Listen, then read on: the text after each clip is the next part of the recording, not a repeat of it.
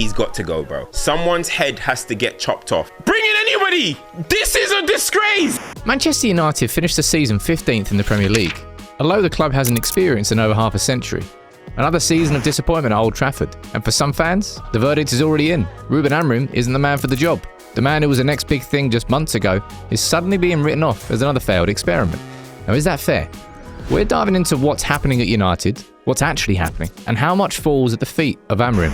What is he to blame for, and what isn't he? The reality behind the results, the eye test, but also the data and the context. When Amorim arrived in November, there was genuine excitement.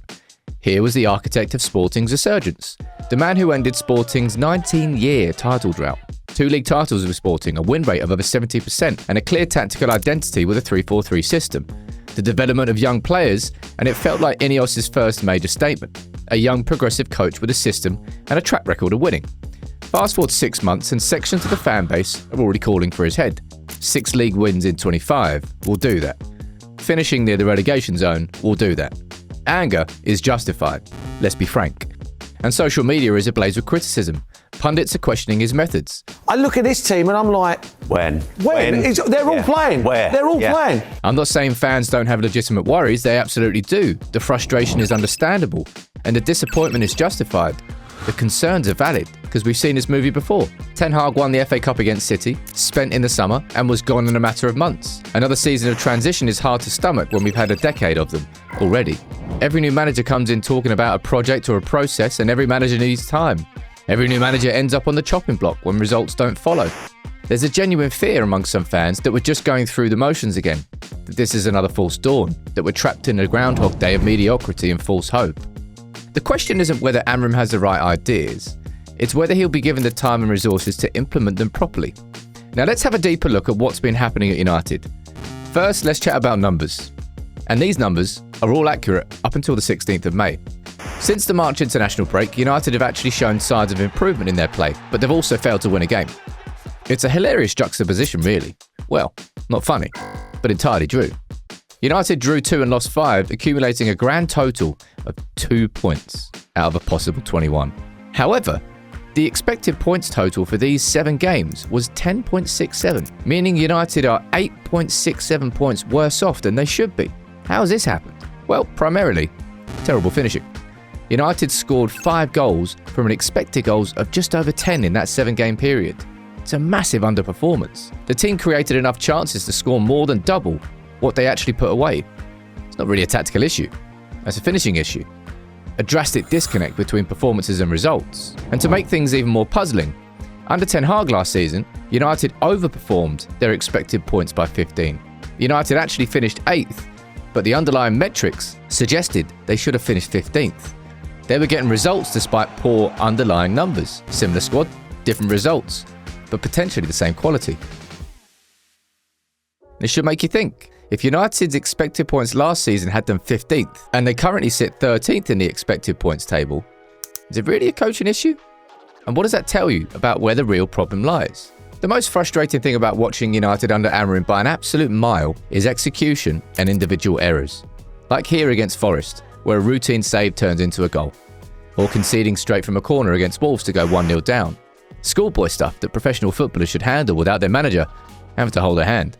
All this against Brighton, from 2-1 and in the game to 3-1 and good night in seconds. One simple error turning a potential comeback into a certain defeat. They're not tactical issues. They aren't even system failures. It's individual mistakes you'd expect to see at Sunday League, and that's just defensively. What about the consistently wasteful finishing? Garnacho could have equalised here. Through on goal. Straight at the keeper. Casemiro with a golden opportunity. Somehow misses. Højlund from 2 yards out.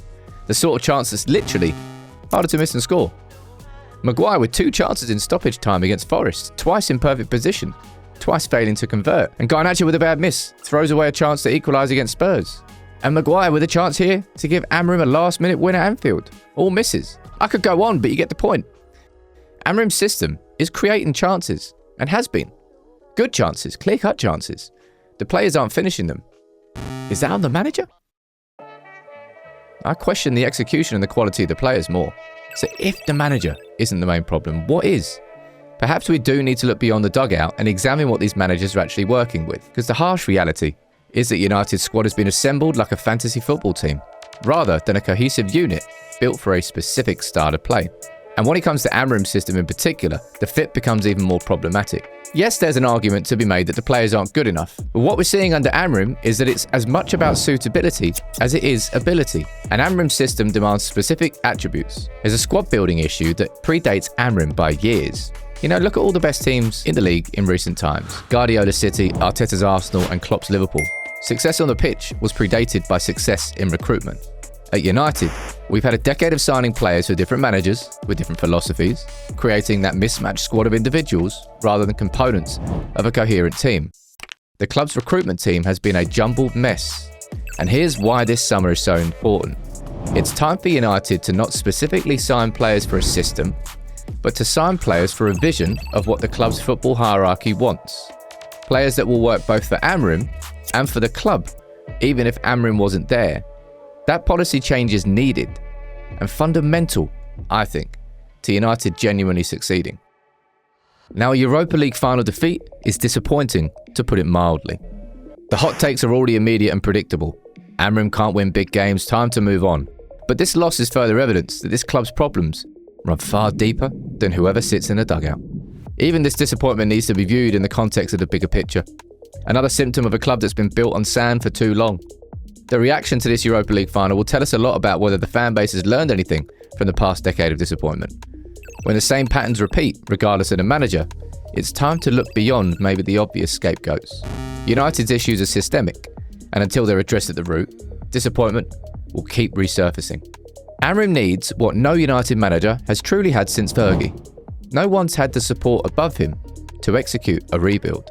Nobody's had the support to hold on to a long-term vision. Nobody's even worked with an actual director of recruitment. And in the short term, Amorim needs a full pre-season to implement his system, an active summer transfer window to reshape the squad, players for the right profile to fit the club, and time to develop the team's understanding of his tactics. At Sporting, Amorim's first season after his disappointment was pivotal to his success. He identified exactly what he needed and the club delivered. The results followed. From 4th place and 22 points behind champions Porto to being champions themselves the next season, ending a 19-year title drought.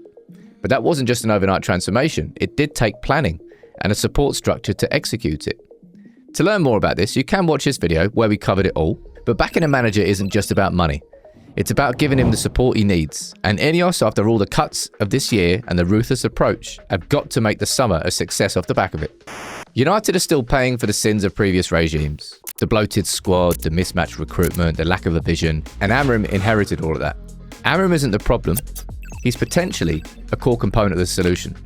He's proven he can build a winning team, and proven he can implement an identity, and proven that he can develop players. But he can't do it alone, and he can't do it overnight. The gap to the top isn't just about the manager. It is about the entire club, the structure, the culture, the recruitment, the facilities, the youth development, everything that you've heard be United's problems. They still are. And the problem, in my opinion, at United isn't Amorim. He's just the latest manager trying to fix what's been broken since long before he arrived. Can United now learn from the past and our past mistakes and errors and give him what he needs? Get him what he needs? That's the real question we should be asking. Not whether Amorim is the problem, but whether United are finally ready to actually be part of the solution.